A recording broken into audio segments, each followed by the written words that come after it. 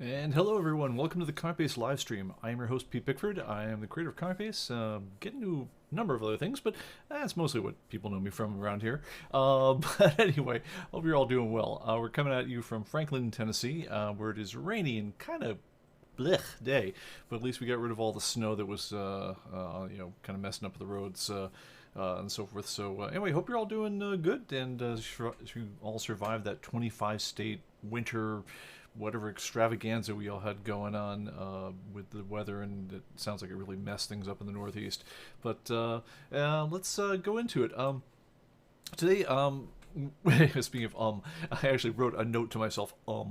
What we're going to be doing is getting back to a number of things that we talked about last week where I really didn't have the answer. I had to go back and talk to my folks and get the definitive word on it.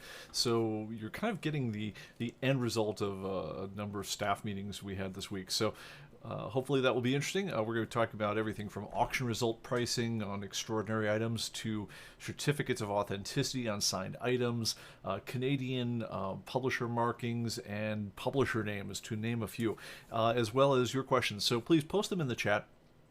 If you would, put the little @ ComicBase TV right next to them, because then they stand out more easily. And it's as the chat goes, scrolling back, I know it's something that's meant for us to watch as opposed to just you guys talking amongst yourselves or just rando comments. So please do that, and also while you're at it, please like and subscribe to the channel. It helps us get the word out, especially when the early minutes of the show. So let's get into it. Hey, by the way, hey, Richard, first one here. Mike, good to see you and everything. Mike, I'll get to your question in just a sec. Robbie, Ed, Greg, Zandu, Andre, great to see everyone here. And by the way, thank you everyone for, you caused a lot of grief in our life. At the same time, we're thankful for it too. But you guys absolutely snowed us under. If the snow wasn't enough, we got snowed under like crazy with submissions and corrections this week. People were like, submitting like 8,000 at a clip for certain things. Australian hot rod magazines and crazy journals I've never heard of before, all of which seem to have the common feature of having existed for like 100 years or more. So when you get the update this weekend, don't be surprised if the magazine counts in particular go through the freaking roof. And I'll also be very interested to see what the pictures look like. Will we have finally crossed the 800,000 mark? I wouldn't doubt it. I did hope to get a new official update out, the 22.0.1 update out this weekend. I frankly decided I was going to actually just take part of the weekend off. I got on top of my work come the wee hours of Saturday morning, and I said, the wife's busy doing other things. If I sit around here, I'm just going to wind up working. And, I do that all the time anyway, so hell with it. And so I took off down to Florida, where I worked and home improvement type stuff, did a lot of trim work and repainting bathrooms and things like that. But it was fun. It was a nice change of pace, and I escaped all the weather, so I got to drive back north at the end of everything on Monday night and see all the fun that I'd missed. But I also got a chance to check out some comic shops down there, which I'll tell you about that in a little bit, and see some cool things around the Pensacola area. I finally got out of Destin and got to see some of the surrounding communities to the west, over to Mobile and whatnot, and some really neat stuff going on. Anyway, so let's get to it. Let's see. Oh, hey, Tim. And all right, let's get into it. Mike, first question for you. You had kind of a goofy one going on. Let me see if I can read it for you here. So, let's see if I can get the... Is this going to show? Yes, it is. So it says when you pull up the program, press F12 to get your stats. Asks if you want to download CB to AA rotation.gif. If I say yes, it tells me there's already one present. What's going on? The short answer is your computer's going crazy. What the longer answer, which is probably more interesting, is you probably have a bad file association in your computer for how .gif files are handled. So let's talk about what should have happened, and then we'll get into what's going on with yours a little bit, and hopefully it's the right answer. I'm not 100% certain on this one, but I'm going to try my best, and we'll see if we get if we're correct on it. So the deal on that one is when you go to internet, and F12 is your collection stats over here, right over here. Which, by the way, if you guys haven't used this before, it's one of the better but little known, it's less well known than it should be, features of the program. And what it does is it tells you very quickly, what's the whole collection worth? So this is just a sample database I've got for that sort of thing. Now, one thing that wasn't visible because it popped up on a different screen, unfortunately, is right before this popped up, there's a little animation of like a tumbling ComicBase logo, which tumbles into an Atomic Avenue logo. It was our artful way of killing a few seconds as we went and issued the internet traffic to check for updates on everything and pull down the latest. Information about what's available, and it really is just, it's an animation there. It's just a kill time for a couple seconds as that goes. It's done as a GIF, because it's an animated GIF, because we basically using especially the ancient framework we used to have to work with in ComicBase, it was one of the tricks we could use to make an animation happen in the program. So it's very primitive, but animated GIF worked just fine. The problem you probably got going on, Mike, is that your computer is set to handle GIFs in an unconventional manner. In other words, instead of just loading them and displaying them, because a GIF is meant to be basically kind of a low-res image graphic, but it also, one of its superpowers is it can have animation frames to it. So instead of just displaying it as it should have, on your computer, what it did is it's doing something else. It seems like it's trying to download it. The way to look for that one is go up under here under your start menu and type the word default and look for default apps. What this is for every app on your computer, and it's funny because I had it up earlier, and so now of course it's default apps. So for every app on your computer, what it does is it has oh boy, am I getting to this the wrong way? Yes, I am. You want default apps by file type is exactly what you want. If you guys ever wondered why Windows has those little dot names after everything, so if you have like for instance, a JPEG graphic is really named, whatever your graphic is called, like picture of my kid.jpg or .mov or whatever else. Everything after dot is a way for DOS, which was the precursor of Windows, to tell what you were meant to do with this big hunk of data on your that's on your computer, because it doesn't really know anything about file types. What it's doing is it's looking for a dot and then 3 characters. Later on, it became more flexible. You could have dot and any number of characters, but to tell Windows what to do with this hunk of data on your computer, there's some certain well-known file types. There's .pngs, portable network graphics, .jpegs, which are, you guys know those as images. You guys probably know, any type of M4V is movie files, and so forth. .doc is a Word document. .xls is the old-fashioned Word spreadsheet, and so forth. But go down on the left-hand side here, scroll way down till you get to where the G's are. Let me see if I can do it a little more quickly here. And have a look at what application is handling .gif. Which, some people think it's GIF, some people think it's GIF. I don't really care. I believe it's graphical image format is what it's meant to stand for. But what that's meant to be is it's meant to be just an image. My guess is if you look at yours, you'll find something other than an image viewer handling it. And if so, yeah, go click on it, change which app handles it, change it to photos or something like that, and then you'll realize that whatever your thing is doing will probably stop trying to intercept it and do something weird with it. That's my guess as to what's going on in your computer. If not, it could be something else, but that's my best shot. So give that a go and post in the chat and tell me if it worked. All right, moving on. How are we doing here? Hey, Xanadu, great to see everyone from in Seattle. Andre, and let's see. Greg, Mike, nothing there. Dooba-dooba-doo. Yes, Greg asks, if the work in the new Florida place is aggravation work, then it's not so good. But if it's your Zen, then it's awesome thing. Yeah, it's it's potential Zen.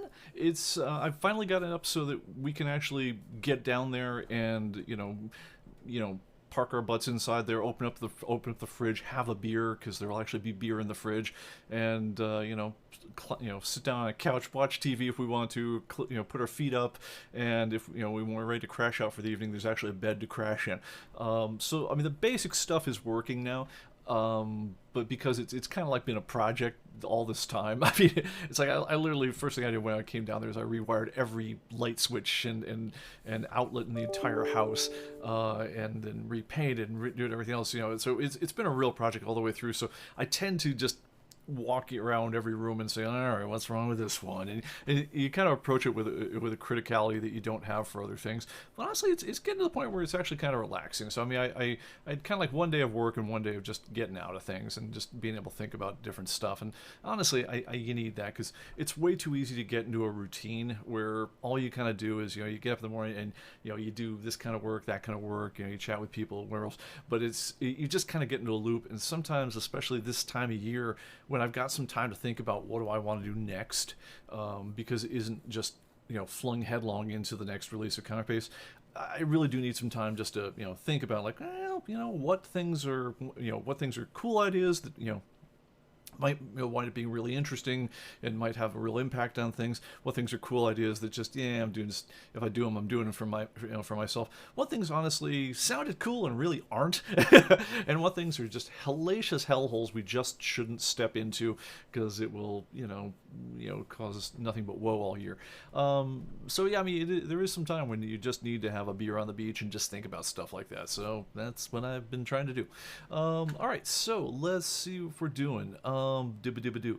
All right, so, and Mike says, got it, thank you. Let's see, I hope that's got it like it solved the problem. If so, that'd be cool. And also, so tell me what app was handling it, because that's, just kind of a cool one. All right, so, on to other things.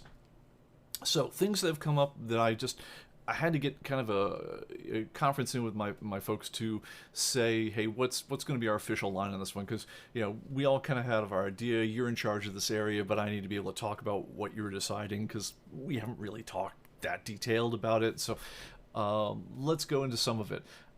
First one that came up was Canadian versus American series. So let's go over to the computer again and let's pull up one. So one thing that comes up sometimes is, especially from around the 70s, is things like Marvel Comics in particular would do a number of things that you wonder, is this qualified as a new series, or is this its own thing, etc. So let's talk about, say, Captain America, right? So during its run, right, at some points, yeah, here we are, like 199 was a 25-cent comic book right here. But then late, in 199A, at some points of the country, they decided, hey, we're going to have a regional price variant.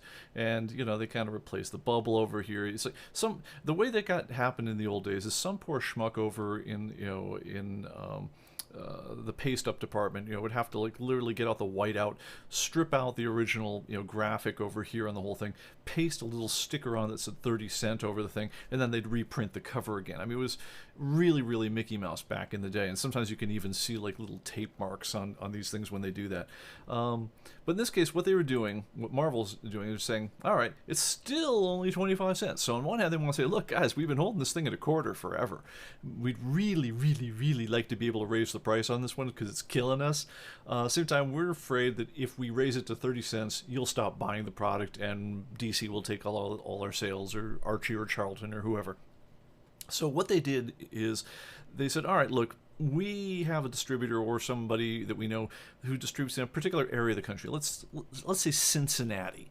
We're going to go ahead and we're going to make a separate copy of the cover with 30 cents up here in the corner, and we'll put that one on for sale, and then we'll look at our Cincinnati sales, a couple months from now, and we'll decide, can we make 30 cents fly as a as a thing. And you can see what they did is they did, here's number 200, which, by the way, great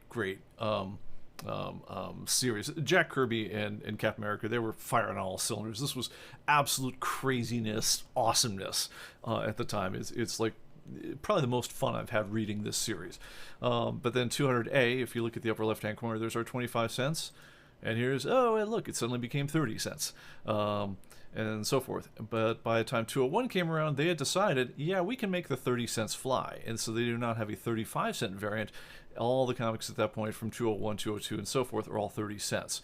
Now, notice they also made the price smaller. They're no longer bragging about how they, kept it at still only 25 cents, which they were certainly doing, back over here. But yeah, no, they managed to get their price increase through. All right, so that's a price increase variant, and what we do in this case is we handle those ones as just 198 and 199, 200A, 1899, 199A, and then into 200, 200A, and then 201, 202, etc. Those are just regular variants. We don't treat them as normal things. Well, all right, but what happens if you say, what happens if what went on was not a price variant from 25 to 30 cents? What if it was Canadian, right? So let's have a look over here. I'm sorry. I want to go Captain America First Series Canadian Edition. All right. Now, I'm not sure if this represents the entirety of the publishing run of Captain America up in Canada. So here's what we know about it. Is it seemingly ran from 1982 to 84, starting with issue 274. They kept the same stories, they kept the same issues as the American copies and so forth. It was still published by Marvel Comics, so it wasn't a separate publisher. If you look at some of the distributor markings up here, you might have noticed that it was through like the Canadian arms of things. But more importantly, they were sold for 75 cents Canadian. So Canadian money, not quite as valuable as American money. Through most of the 70s and 80s, it was close enough that you could take a Canadian quarter and you were kind of ripping the guy off by a couple cents if you sold it, if you change it for an American quarter, one to one. But it was close enough that no one really cared that much. But what they want to do with Marvel is they said, look, man, you could tell they really care about nickels in this business, and they didn't want to be in a position where, like, let's see, like the American version over here for 274. Let's see what that was running at the time. 274. So 274 was running for 60 cents US, and you notice that the markings up here, it didn't have the price markings. With I believe the CC was Curtis Distribution, was what that was. But they notice also that in little tiny letters up here, they had 25p for UK and 75 cents Canadian. So in case this thing got sold in New York City, upstate New York or something, where it might wander across the border and get sold in Toronto or something, they wanted to be, some news agent, they wanted to be able to sell it in the local currency. So they did mark it with multiple markings on the whole thing. But let's go to 274 of the Canadian series, which we are treating as a Canadian series. All right, this one's only marked for Canadian pricing. Again, the CC, I think it's Curtis. I want to say it's Curtis Worldwide, but somebody in the chat will tell me what the actual publisher on this one, not publisher, but distributor on this one was. But this one was purely marked for Canadian distribution. This was that 75 cents was always meant to be a Canadian price. And they did that for only a couple of years, couple of annuals. And by 84, they decided, hell with this. We're just going to print one set of books. We're going to distribute them through the mainline stuff. Probably right with the rise of the direct market, because that was around 1984 as well. They started publishing one copy of the comics and putting it everywhere. They didn't make a separate Canadian printed cover just for the pricing. All right, so let's talk about why did we do it this way, and why did we do this as a variant and so forth. So the Canadian stuff, so a couple things. First of all, this was clearly meant as a Canadian only issue. It was denominated specifically in Canadian pence. It was a particular run that had its own history. It was distinct on its own, and then eventually did fold back in later on at the end of the whole run. But this thing really did have its own line identity as a Canadian comic book. Later on, sometimes you see, especially with Archie and Red Circle, sometimes they would have covers where the Canadian cover for Captain America or the Mighty Crusader or something might be completely different than the American cover. This happened a lot with British covers of things. Is that even though it might be the British version of Captain America, issue 6 was a completely different cover, maybe sometimes in completely different stories for Conan the Barbarian or whatever else. So it really did have its own history as a series. So we're treating it as its own title. Now, why do we call it, in terms of naming, why do we call it Captain America First Series Canadian? Because the standard comic-based way of dealing with these things is we'd say Captain America First Series and then whoever the publisher is. Well, our problem in this case is it wasn't published by Marvel Canada. It wasn't published by Marvel UK. If there were such entities, we would have said Marvel UK or first series Marvel UK. We had to say Canadian because it was published by Marvel. It was like, if it was a different business unit, it was very, very subtle what the difference in the business unit was. It might have been like, Marvel Editions as opposed to Marvel Comics. But to anyone looking at it, you'd say that's a Marvel comic. And it didn't have its own distinct brand name. And honestly, I do believe in this case that they were both, if you'd opened them up, they would have both said they were published by Marvel Comics. So, to recap, what we do on price variance and Canadian variance is when it's just a matter of the same comic book, region tested, the only thing that's going to be different is a price variant or something like that. That's going to be just a variant of the main series. When a whole run of the series is going to exist in its own space, labeled primarily as a belonging to another currency, or with other pricing, things like that. At that point, we're going to spin it off as its own title. It won't be part of the main title because it just gets confusing. And also, you got to leave yourself open for the ability to track the changes for when they do start doing things like swapping up covers or swapping up interior pages or swapping ads and things like that. So it really is less hassle for everybody if you say, no, this is the Canadian series. Now, if the foreign series is published by another publisher, that's definitely our preferred way of going about it. We'll note that this is, Captain America by Marvel Deutschland, or it's Fantastic Four by Marvel Deutschland or Die Spinne or whatever else. You'll definitely note that our preferred way of going is noting the publisher.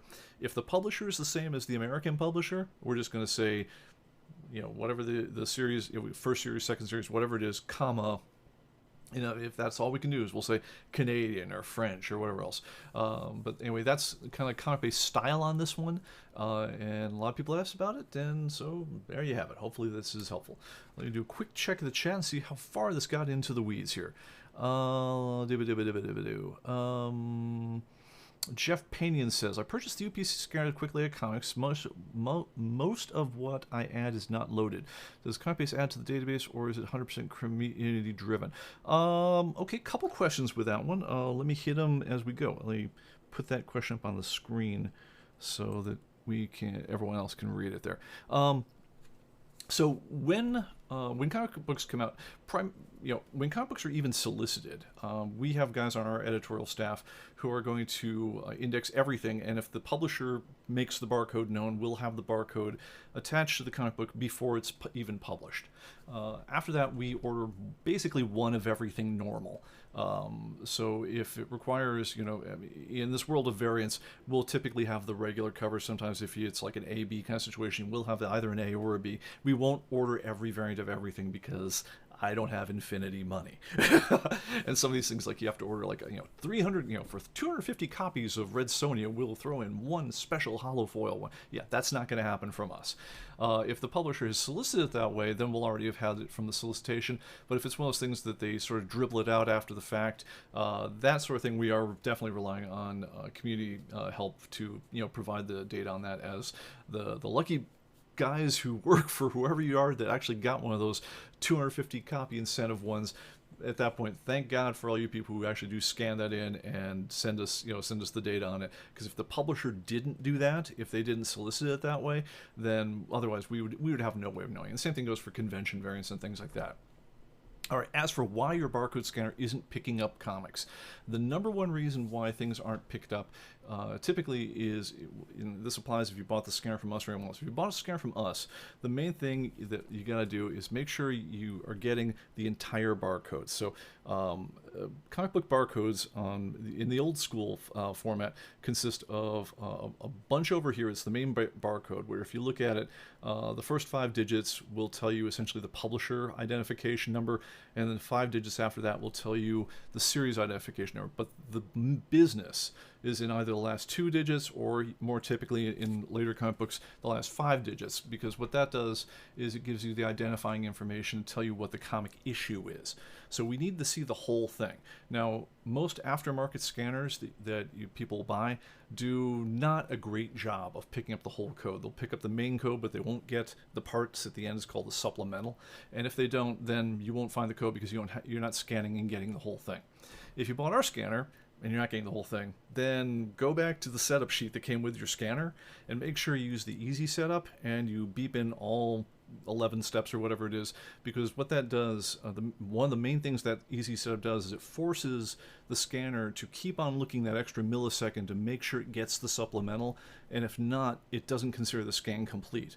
Now, there's if you flip the scanner page over, there's an advanced setup which says, you can also have it so it auto discriminates the supplementals, but then you're kind of running the risk of, well, okay, it goes and it hits it, but, depending on how you held the scanner, are you just a little bit off? Is there a little bit of light shining on it? Is just, little things can happen where it catches the main code, but it says, I don't know, there might be some junk at the end of that one, but I'm not sure. And so it says, well, I'll give them the main code because that's good enough. So if you're set to auto discriminate supplementals, it will mostly get the whole code. It will sometimes not. That's useful for the 2 or 3 publishers on the whole comic book market who don't put out proper comic book barcodes. What we found with our own staff here is it's a good way to have misscans 20-30% of the time. So for us here, we always use the easy setup where it forces it to see the whole scan. Otherwise, it doesn't take it. And that's typically where people who scan things in, they don't get the code. That's typically where things went wrong for them. All right, let's talk about some more of the extreme cases, though. All right, so let's go to something that's let's go over here, and let's go to something fun like Vengeance of Vampirella.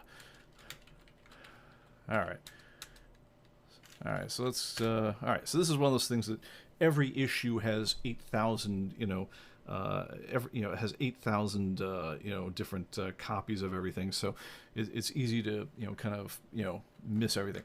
So if you double click on any one of these issues, you'll see the data we've got on it.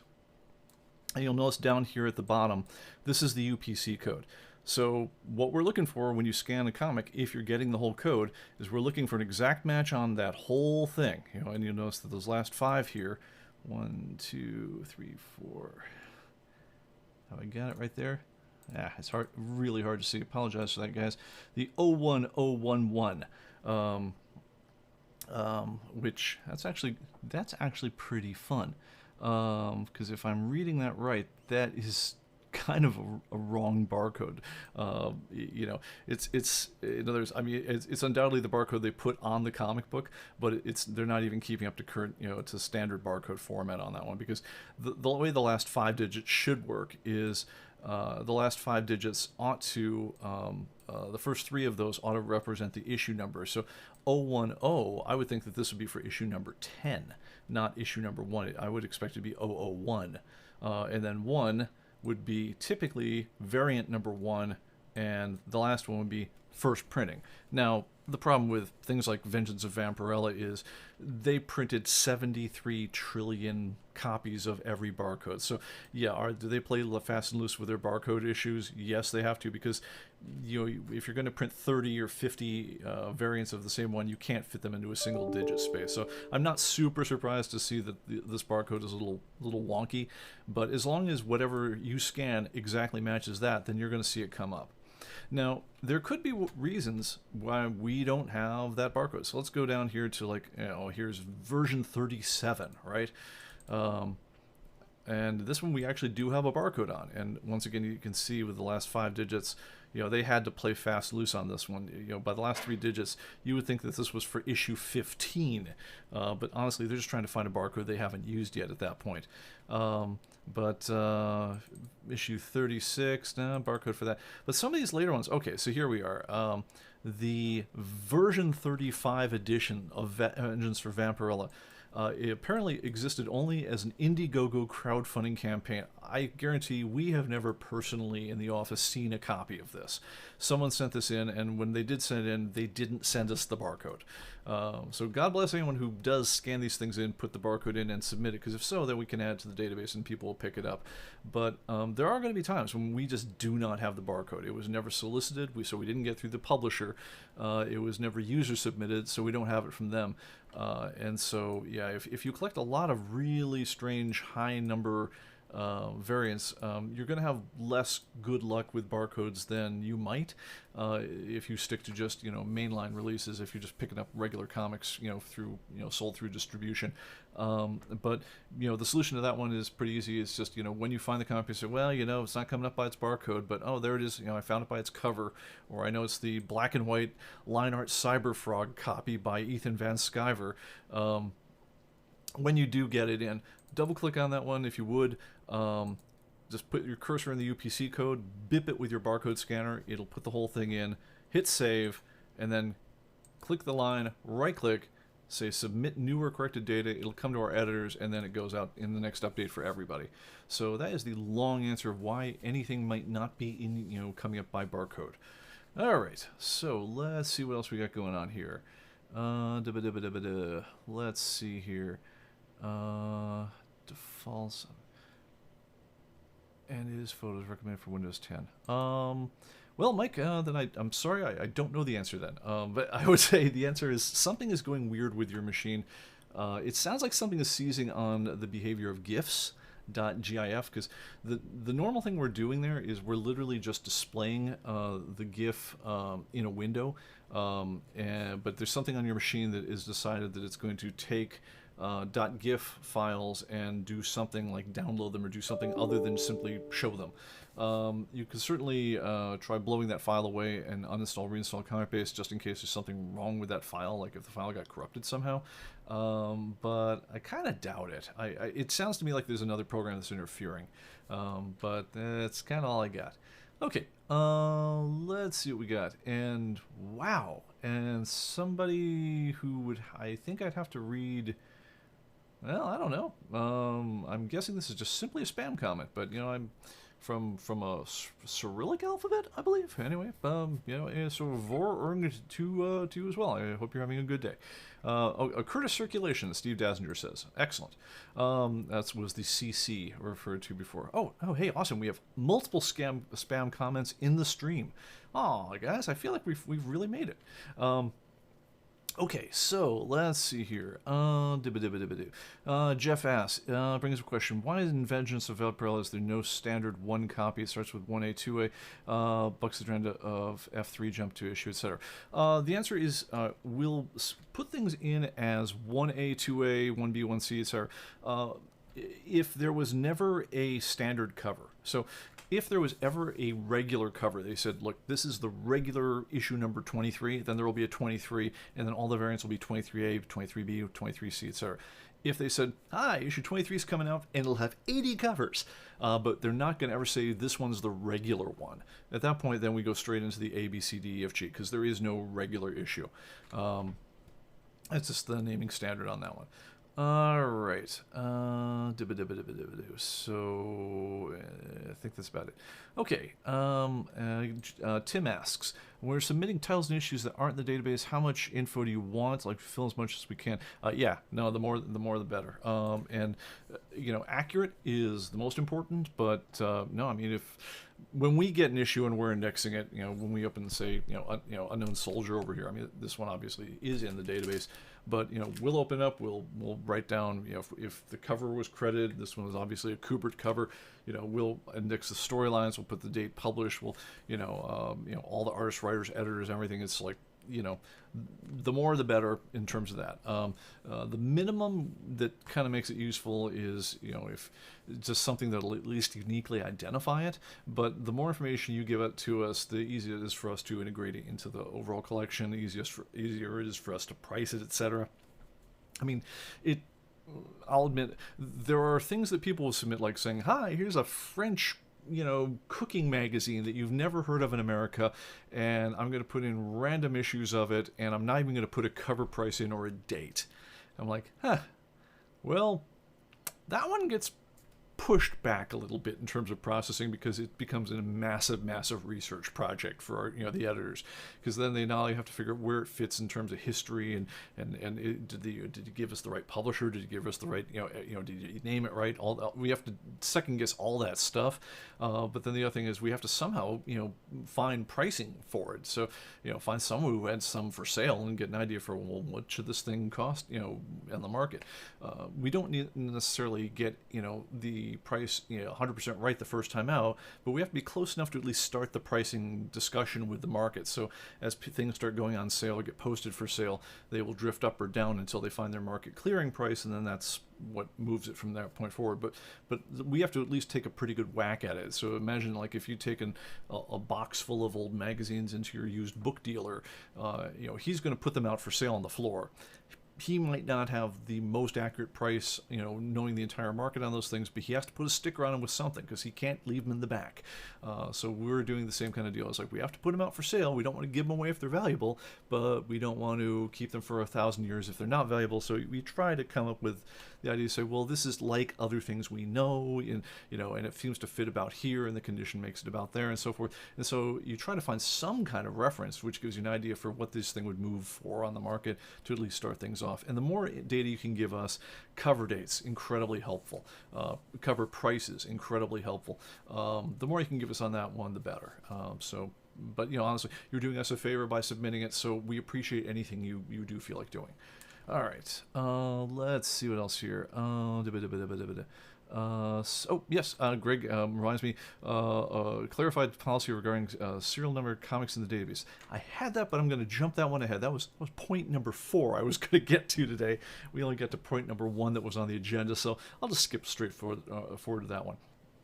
All right, so I did talk to my folks, and we'd come out, apparently editorial had come up with a stand that said, look, we don't want if you get a comic book signed at a convention, we can't do anything with the fact that you took it up and you got Adam Kubert to sign it. That you're saying that this is now X-Men number I don't know 418A or autographed. We can't price that, so we don't add that to the database because there are an infinite number of people who could sign it. There's an infinite number of signatures, and so forth.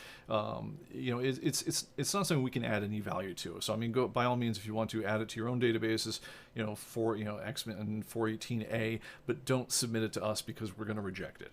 Now the exception to that one is if it came out with some kind of edition. So if it was a Dynamic Forces edition of 300 copies, or like Todd McFarlane, I believe, just did an 800 copy signing of The Scorched.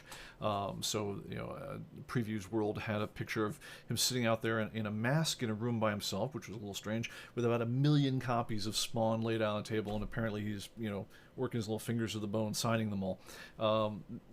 I don't know whether those things came out with a certificate of authenticity or not, but clearly there was an edition at work there. In other words, they promoted that it was going to be a 600 copy kind of edition. They sold it as a part of a 600 copy signed edition, and so forth. So our old standard that we announced beforehand was, we need a certificate of authenticity. I think there's enough different ways that people do these editions that what we want to know is that it was part of an official edition, however that was done. So whether it could be substantiated with some kind of screenshot of a publicity page, a solicit from wherever else, it just has to be part of an edition. It can't just be a one-off. The editorial guys have restated what they said about the COA is not required, but the point of view is really the same. We don't want it to just be a comic you got signed. It has to be part of something that was marketed as that, and if so, then we'll accept it in the database, because at that point there's going to be more than one of them. They won't be absolutely unique in the universe, and we could say, all right, if it was 25 copies signed edition from Kickstarter, then at least I can, if I price one edition, it has some value it connotes to the other 24 copies in the edition. But if it's a one-off, what can we do? So that's the official stance on that one. Hopefully that's clear enough.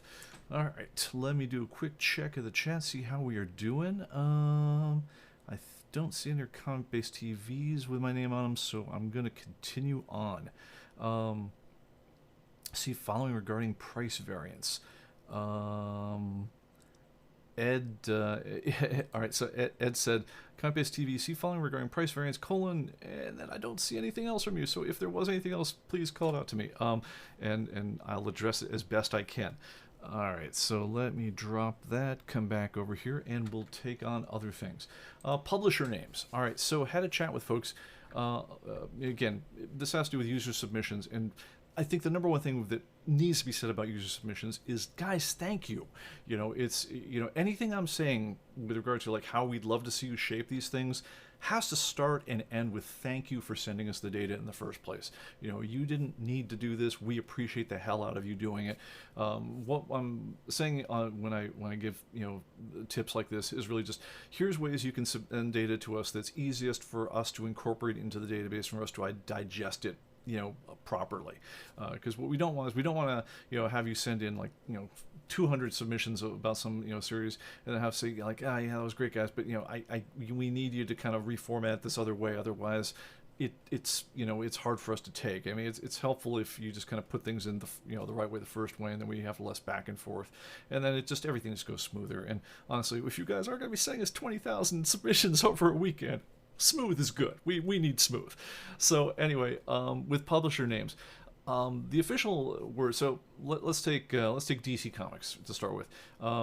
DC Comics has been in the database as DC since ComicBase 1.0. So we know it's DC. When you're talking to your friend, hey, are you a Marvel or a DC guy? You're not talking about DC Publishing. You're not talking about DC Entertainment. You're not talking about Warner Brothers Entertainment. DC, a division of Warner Brothers. We know what we're talking about. We're talking about DC. Same thing goes with Marvel Comics. Marvel, I believe, was it Martin Goodman or the old publisher of Marvel? At one point, I want to say he had something like 200 different shell companies going in and out that he was managing. Marvel, you might know, started as Timely, and later on it was Atlas.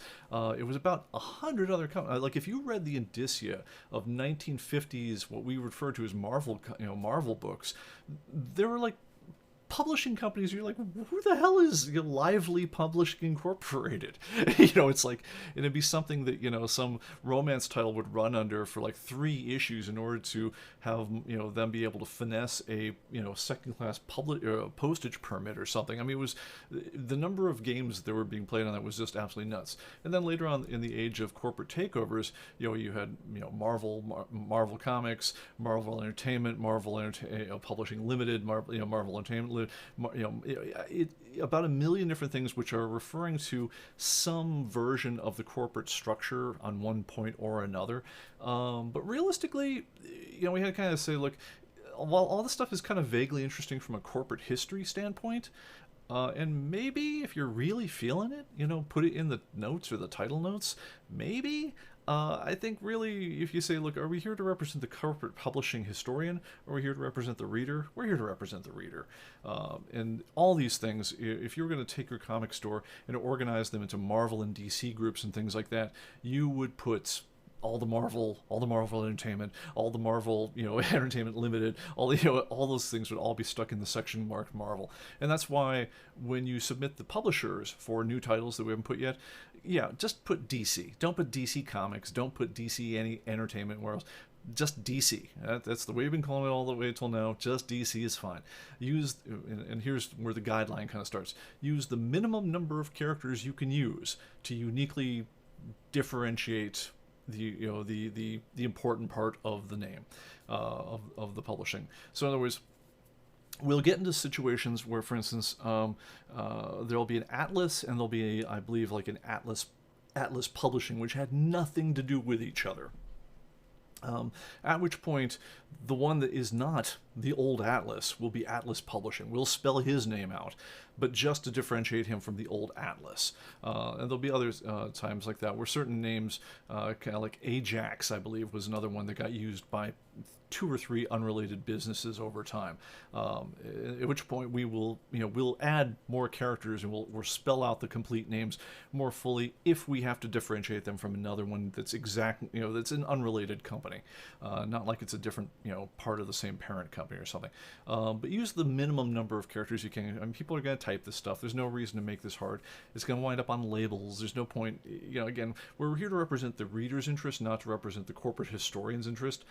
The copyright line, on the other hand, that is there to represent the corporate end of things. And please, if you put the copyright in, please get it right, because, well, we really try on that one, and to all the publishers that we've ever gotten this wrong on, we really try on this one, and if you send any corrections on that, we will absolutely correct it. But yes, we definitely want to value their copyright, but we are going to shorten your publisher name as necessary to make the whole thing digestible by the viewing audience.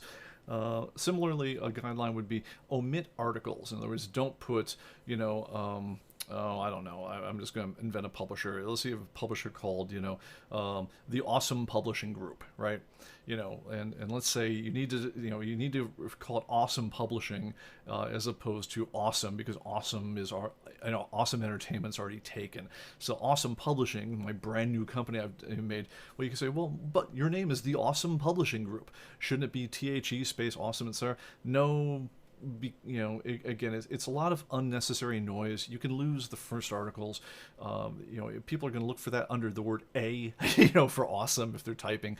So go ahead and put in Awesome Publishing if you must. Awesome if you don't need to. If you mean the original Awesome Comics, from Rob Liefeld and company. But don't put in the Awesome Publishing Group, or don't put the Awesome ones or whatever else. I mean, just lose the articles, I guess, is what it comes down to. And that's kind of about what I wanted to say on that one. Let's check time. Ooh, we are running out. I also want to check the chat. Okay, ComicBase TV. Okay, yeah, Andre, I know about the periodicity thing. I have not had a chance to look into it yet. What he's talking about is when you're adding a magazine and you choose a schedule that is not monthly for when it does, magazines try to, when you can choose, it's called a periodicity, which we're going to stick with is a word. but you can choose how often per year it gets published, and it tries to increment, when you make a whole bunch of issues at once, it tries to increment it by that number as it goes. There's been a bug report that says it's not always doing it right. I have not had a chance to look into that yet, but I will. Okay, so let's see here. Okay, so Ed says, Jim Shooter confirmed to Chuck Rosansky from Mile High, big surprise, that England price variance and thus Canadian price variance are indeed variance. Your thoughts? Yeah, and I think what we're going to do in terms of just the indexing on those is, again, if you're talking about, they're variants if you can say it's the exact same one as the other one without its own history as a series and so forth, and the pricing is denoted only in the one in that one currency. It's if it makes sense to manage as a series, so I mean, refer back to the whole discussion of the Captain America Canadian series, versus to say, this is the same as this previous comic book, but I'm going to distribute over in this region right next door, but I'm going to add a nickel to it. The latter I'm going to treat as a variant. The former I'm going to treat as a series, English series and things like that. Yeah, we have to have a pretty specific use of the term variant. Is how we're tracking this stuff, as opposed to series. So I respect Shooter's opinion on things, but he doesn't have to index the world's comic books, and we do. So I guess I'm gonna stick with that one. All right. Let's see here. And Mike asks, notice the Uncle Sam bank in the background. When did I get that? I have the same bank, got mine around 73 or 74. So that is this guy right here. I think I got this back in the 80s at some point. It's a cast iron sculpture, or cast iron bank. It's from a very, very old model. It's actually a working bank. It's meant to be. It's basically a mechanical take on a joke about the taxman. As Uncle Sam has got his arm out, you put a coin in it, you push the button, and he drops it into his satchel, and you never see your coin again. It gets dumped into the base of the whole thing. My grandma used to was an antique dealer, and she had a lot of really, really neat stuff, and I always fell in love with any of the mechanical banks she would have, and these would date back to the 1900s. They were all made out of cast iron and so forth. I'm certain that one is a reproduction, but it's a reproduction from the 80s or so. I have a number of them. I have like a Punch and Judy and various other things around the office. There's a dog jumping through a hoop with it, keep the coin in his mouth and so forth. I have them because they're neat. But that's about it. All right. Let's see. Andre says, "Is there a nominal number to send you data? Like I have a magazine with 5,500. Is there a max number of selection for us to send you data?" There is a max number, but it's a really big number. What happens is when you send data to us, um, all the data on on any issues you submit gets transmitted into XML, which then becomes part of an HTTP post. If you guys want to, talk geeky with me for a little while, there is a maximum number to how big a post can be for us, but it's a big number. So yeah, I think you could send us 5,500 issues in one shot if you want to. If you're sending it and it's just taken way too long, chop the number down a little bit and send it to us in a few chunks. But honestly, again, thank you for the data you're sending. However you get it to us, we'll deal with it. All right, and Greg wants to remind everyone we have a dedicated stream on the ComicBase message boards where you can request live stream topics and demos. Okay, we're getting toward the end of time, but I did want to mention a couple of pretty important things. Let's flip over to the other screen here, and let's talk about some pricing news, which is just boggling to me. I mean, I'm just, you hear about this, you're like, what? Beating the previous record by, almost 2.8 million. This is the highest, this is the most valuable page of comic books that has ever been done under any circumstance.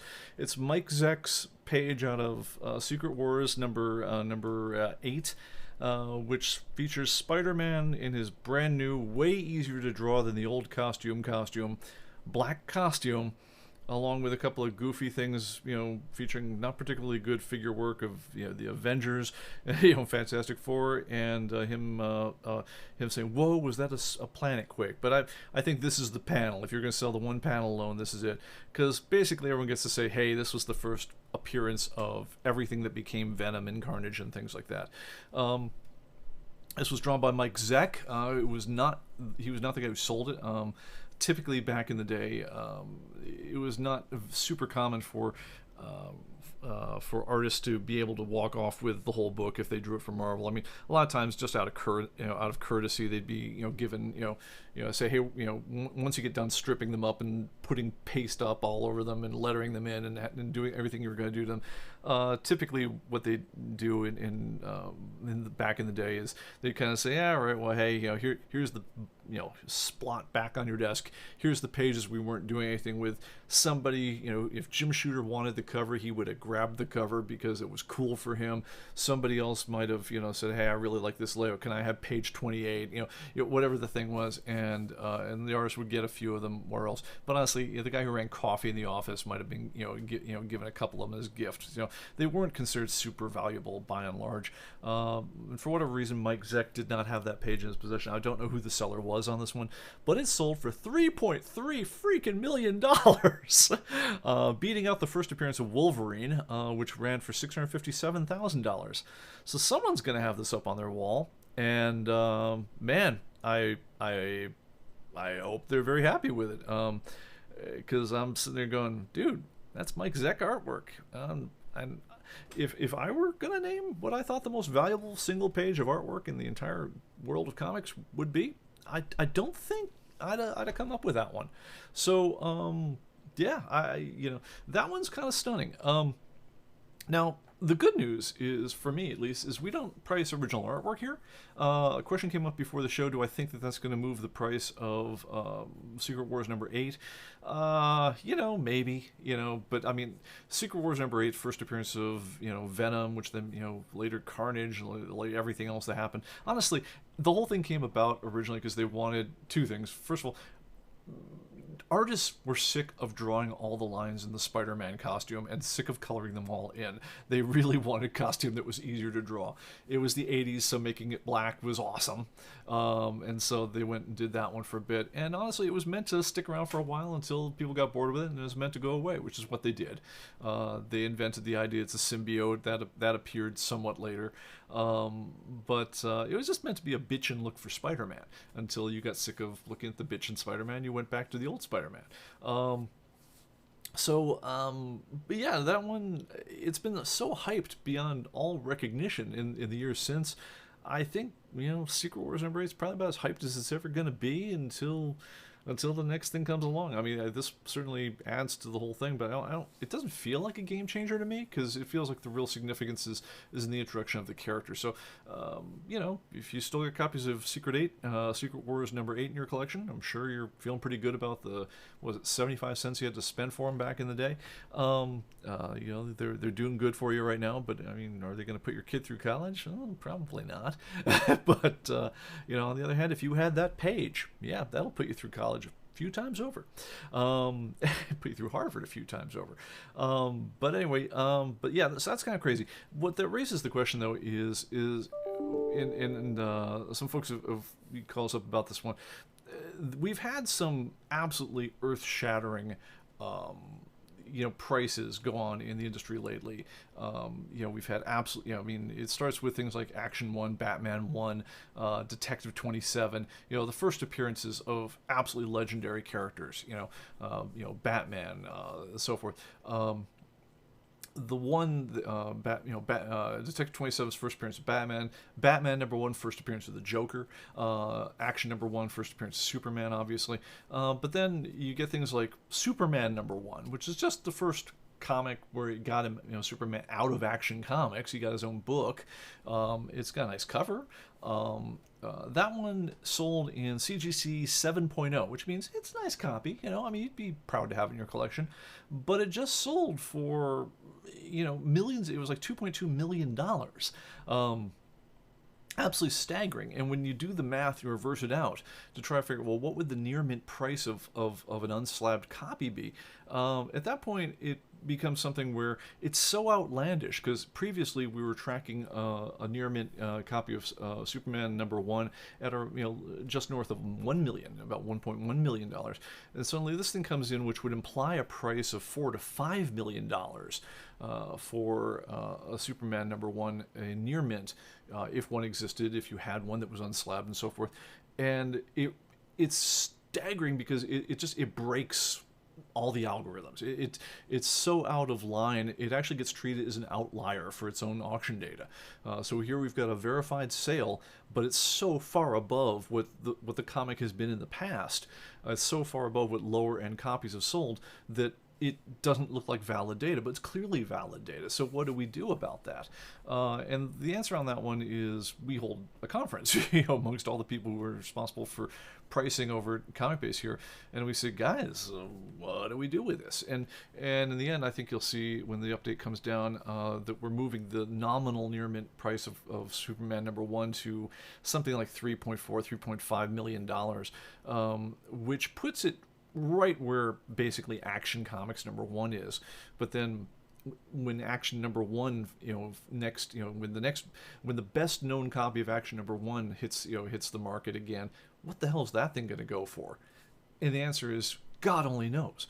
This is one of those times when you sit there and you say, look, we're a price guide. We try to be a price guide based on data, but good grief. At some point you almost want to throw your hands up.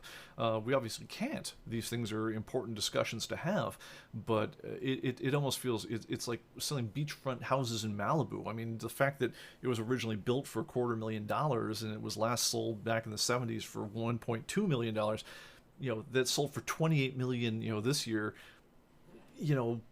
what does it tell you about the Case-Shiller index? I'm like, I don't know. It tells you somebody really wanted that thing. So what we've got to do on the price end of things is whenever we see these really big ticket items is we sit there, we talk to our auction gal, and we say, all right, well, what other data did we get recently for sales of that book? And we say, all right, well, we saw a 3.5 copy go up and sold for this much. We saw a 4.0 copy that sold for this much. A couple months back, there was a 5.0 copy that sold for X amount and so forth. We try to sift through all this data and then say, now that the top end one sold for just a crap ton of money, where do we move the nominal near mint price, which implies what the very good and the very fine and what the fair price, and it implies what all those other prices are due to the breakdowns you see under the grading setup. So we try to find something that kind of reflects that the thing took a hell of a bump, but that doesn't, we don't necessarily move it up to its full implied gavel price, because we have to say, well, did this thing sell for that because it was the best known copy? And if we move it up to that, aren't we just inflating, the lower end, known copies well above their market value? I mean, we have to at least ask that question. So yeah, the answer is we have a discussion, and sometimes it's a very long discussion with a lot of data kicking around, and then we look at the highs and the lows down the curve, and we try to draw a line somewhere down the middle of it. But honestly, it feels like the error bars you'd want to put on either side of that price data get pretty high. Now, and speaking of error bars and lines and conditions and things like that, we've had a request, and I'm inclined to say, like, I'd love to see if we can find a way to represent it, to say, hey, for issues like that, is there a way you could take all the data you've ever logged on auction sales of these things and make it visible to us? And just like I'd like to, have a way to make all the price history of every price movement that any comic we've ever seen, show all the points on the graph as opposed to just the 4 annual points. Is that something we could do over the website? And it's something I would like to see happen. I got to think about what that would look like, and how we pitch it and so forth. It would have to be something that is definitely driven from the website, but I do think when you're trying to analyze the traffic on some of these really high-end books, because certainly anytime one of these things moves through heritage auctions, we get a record of it. We will take note when some really heavy books move through other auction services, but heritage, we get everything they do, because they've been a partner for us on this one. So yeah, I would like to make that more visible to folks in the future. I've got a lot of questions on how to make that all happen, and I'm going to have to work those out before it becomes a real thing. But but in terms of the actual pricing on these things, I think the thing I'd like to say is, if you see heavy books, I mean, so key books moving for mid 6 figures up to 7 figures, and you are looking at your copy and you don't feel like it's priced right, please, I'm going to say, if you haven't seen it, if a couple weeks after the auction hits, you don't see the price moving how you think it should move, send a price check in out. So just go in ComicBase and go to, go to Action Comics #1 or whatever the book is that sold, Marvel Comics #1, right? And which we've currently got at, good grief, I got to make this feel big, so $1.25 million, right? Say no, it's a 2 point, based on the sale of this last couple auctions, this thing's a $2.5 million book easy. This is the sort of thing where it just, we can get a lot of data on regular comic books. When you're talking about something that's going to move for 7 figures, that there's going to be one copy in any kind of real condition that comes up for auction every 2 years, you know what? It's going to require human intervention no matter what we do with it. Yeah, right click on it, say request price check. It's going to say, hey, what do you think? It's currently at 1.2. We think it ought to be whatever, 3.5 million, and then tell us why. And what that does is it forces our editors to go out and, either make the call by themselves, or if they need to, they'll bring in other folks on it, and we'll come up with a look on it. But yeah, this stuff is much more commonly used for just things where someone's entered enough weird data on a particular book that it took a weird value. If 20 people all have the same $5 comic book all posted for sale at $5,000, there is a chance you will get the ComicBase's pricing algorithm to bump up to a number well above $5. And so that's what request price check is typically for, is for spotting those kinds of things and letting us make manual adjusts.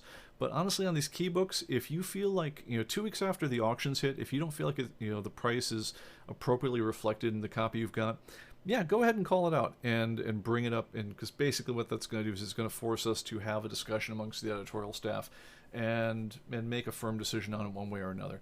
But yeah, I as much as I love the idea that we keep our hands off the scales on these sorts of things, I think some of these things, like, the only way you could ever set a price is if you just take a lot of humans together and you just try to draw a line through the existing and very sparse data on these things and say what other weird confounding factors might there have been on that particular issue that either make it representative of the overall market or not representative of the overall market or so forth, and then adjust the big numbers accordingly. Anyway, that's about it. Let's see here. Oh, and I hope, and Rich, hopefully I got your thing. Wow, we're really getting spammed here today. Okay, well, so that's about it for me for now. I think we were over time, but we hit it pretty good. Guys, thanks again for watching. We'll see you again in another week, and we'll hit more of your questions, and we'll do cool stuff. Talk to you later. Bye-bye.